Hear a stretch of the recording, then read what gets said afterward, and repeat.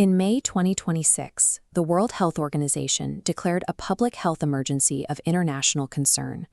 A highly lethal viral outbreak was accelerating across the Democratic Republic of the Congo and actively spilling over the border into Uganda. This graph shows the CDC's projection for the crisis.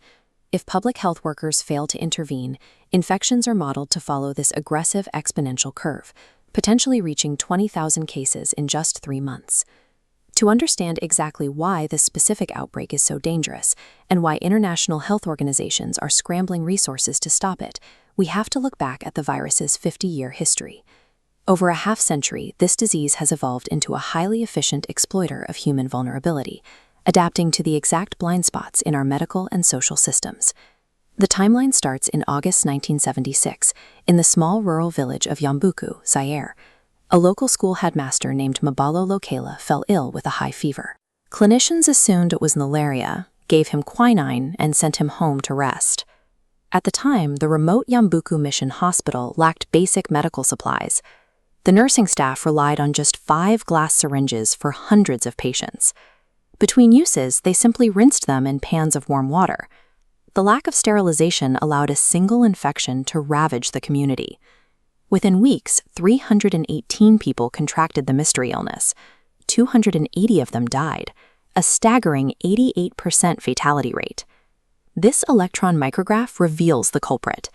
When scientists finally isolated the pathogen, they observed this distinct filamentous hook structure. Because Yambuku was located near the Ebola River, they named it the Zaire Ebola virus. By exploiting a lack of basic sterilization, the virus turned the very institution meant to heal people into its primary mechanism of distribution. Decades often pass between major outbreaks. During those quiet periods, the virus retreats into the wild, hiding in natural reservoirs. This fruit bat, pictured resting in its natural forest habitat, represents one of those hiding places. Biologists have found that certain species of fruit bats and non-human primates harbor the pathogen in their blood without dying from it. Spillover occurs when humans hunt or handle these infected animals. Once the virus jumps into a human host, the primary vector shifts. It moves rapidly from person to person through direct contact with infected blood, sweat, or vomit. This transmission method ensures the virus thrives in the presence of human empathy. It spreads exactly when people attempt to care for their sick relatives or wash the bodies of their dead. In December 2013, a 2-year-old boy in a Guinean village contracted the virus. But this time, the outbreak didn't burn itself out in a remote forested area. It reached densely populated urban centers. This photograph from the crisis captures the profound trauma communities experienced as strict medical protocols collided with local life. The contagion was accelerated by severe poverty, recent deforestation, and a deep distrust of government authorities.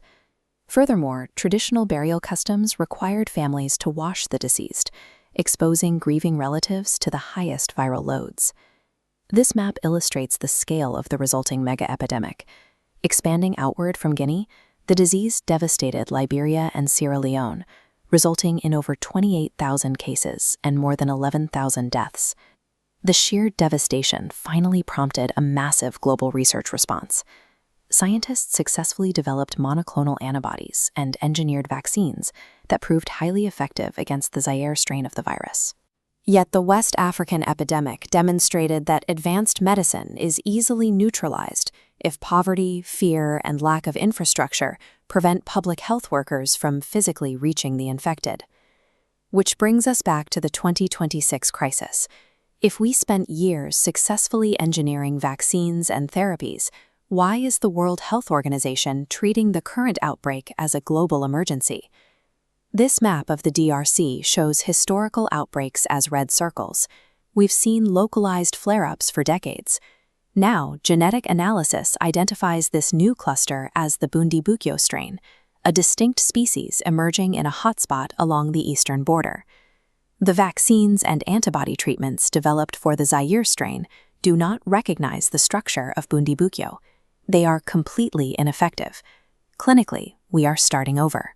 Without pharmaceutical tools to deploy, containing this outbreak relies entirely on rigorous, old-school epidemiology, deploying rapid testing, meticulous contact tracing, isolating the sick, and securing community trust.